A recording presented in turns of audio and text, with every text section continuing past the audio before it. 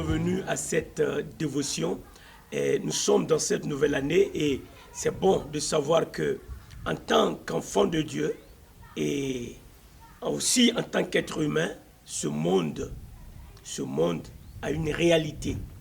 Et nous sommes dans cette nouvelle année, nous ne devons pas perdre de vue cette réalité qui est spirituelle, mais demeure pas moins une réalité.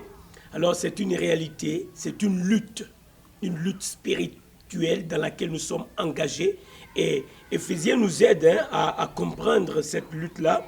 Quand nous prenons Éphésiens le chapitre 6 et que nous lisons le verset 13, c'est clair, Paul nous dit, c'est pourquoi prenez toutes les armes de Dieu afin de pouvoir résister dans le mauvais jour et tenir ferme après avoir tout surmonté. C'est important de noter qu'il y a des armes de Dieu. Et ces armes de Dieu, c'est ton devoir. Il est de mon devoir de prendre toutes ces armes parce que la réalité dont j'ai parlé, elle est flagrante spirituellement, elle est sanglante, elle fait des dégâts pour ceux qui perdent de vue cette réalité. Ils sont en danger et nous ne devons pas perdre de vue cette réalité. Alors, prends les armes spirituelles qui sont à ta disposition, que le Père Céleste nous donne. Toi qui n'as pas encore reçu Christ, il est bon que tu saches que tu as besoin d'abord de faire le pas, de recevoir Christ et ensuite de t'armer spirituellement. Alors, il y a une loi pour le combat, pour la lutte spirituelle et nous pouvons prendre rapidement Deutéronome, le chapitre 20 et voir quelles sont les lois que Dieu a établies pour le combat. Et Dieu a établi ces lois pour son peuple quand son peuple marchait dans le désert et cette loi s'applique à nous spirituellement en tant qu'enfants de Dieu. C'est pourquoi l'appel t'est lancé rapidement, urgemment. Toi qui n'as pas encore reçu Christ, viens en famille. C'est le moment. Aujourd'hui, maintenant, c'est le temps de Dieu pour toi, le temps de Dieu pour ton salut. Accepte Christ car il est mort pour tes péchés et il a été enseveli. Gloire à Dieu, le troisième jour, il est ressuscité des morts, il est vivant, il intercède pour toi.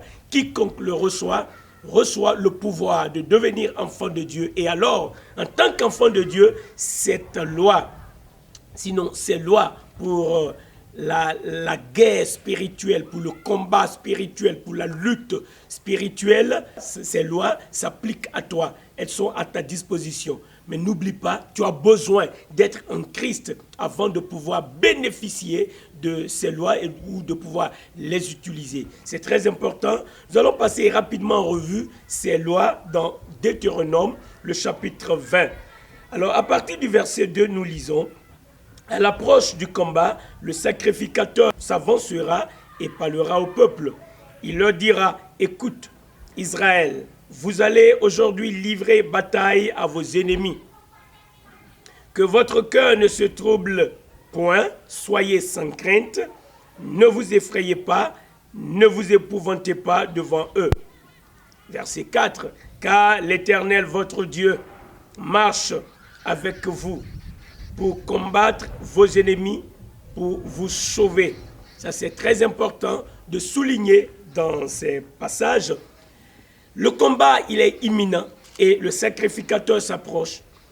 4 choses à éviter et 4 choses à adopter. Alors, nous allons rapidement voir quelles sont les 4 choses qu'il faut éviter. Toi qui m'écoutes, la condition première, c'est que Dieu devienne ton Dieu.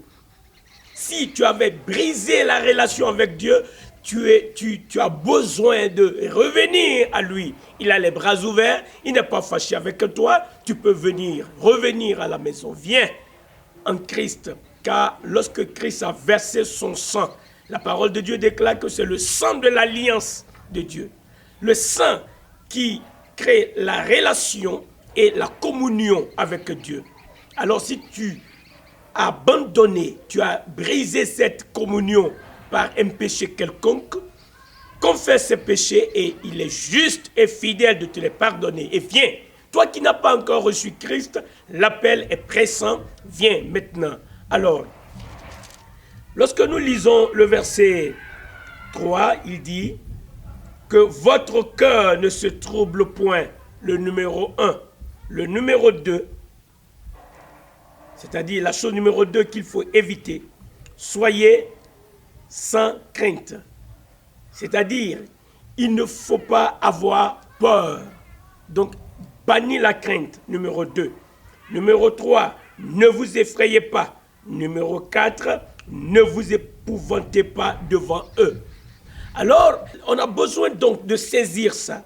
Quand l'ennemi va venir, il va chercher à t'intimider, à te faire peur. Mais la parole de Dieu est claire. Ne soyez pas effrayés, ne vous épouvantez pas.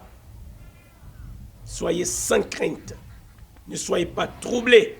N'oublie pas ces 4 choses.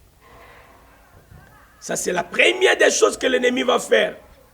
Mais écoute, quelque chose qui est bon à souligner, c'est que ce combat, je te l'ai déjà dit dans la vidéo passée, c'est un combat, c'est une lutte continue. Et à tous les niveaux, il va t'attaquer concernant ton physique, il va attaquer les finances, il va attaquer ton mental, il va attaquer ton esprit. Mais sois sans crainte, applique ces 4 éléments à éviter. Évite-les. Et alors, quels sont les 4 éléments qu'il ne faut pas oublier de prendre?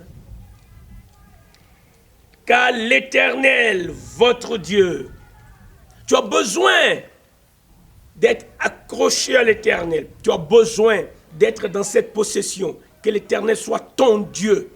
Qu'il ne soit pas leur Dieu ou le Dieu. Qu'il soit ton Dieu. Important. Alors, qu'est-ce qui va se passer? Il est écrit, marche avec vous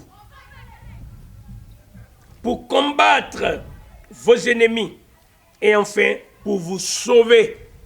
4 choses importantes.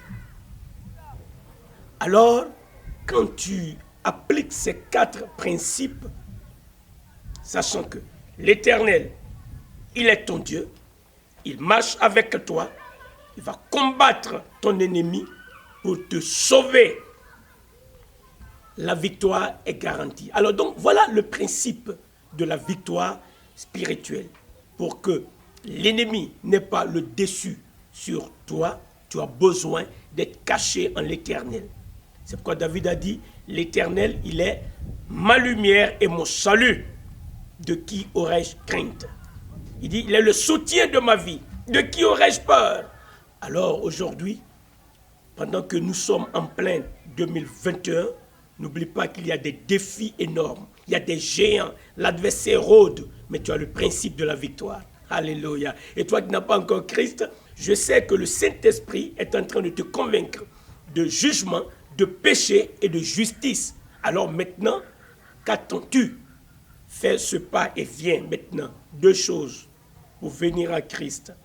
Confesse de ta bouche que Jésus-Christ est ton Seigneur et crois dans ton cœur que Dieu l'a ressuscité des morts et il est mort pour tes péchés, mais Dieu l'a ressuscité des morts.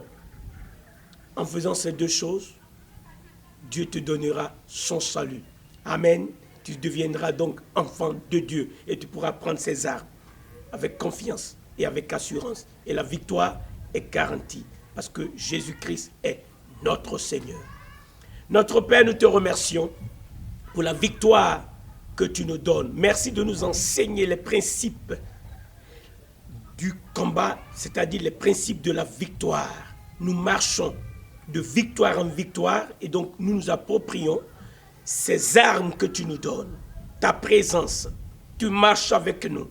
L'Éternel des armées, le Dieu qui est ma bannière, Yahweh Nissi, Yahweh Shama, il est présent.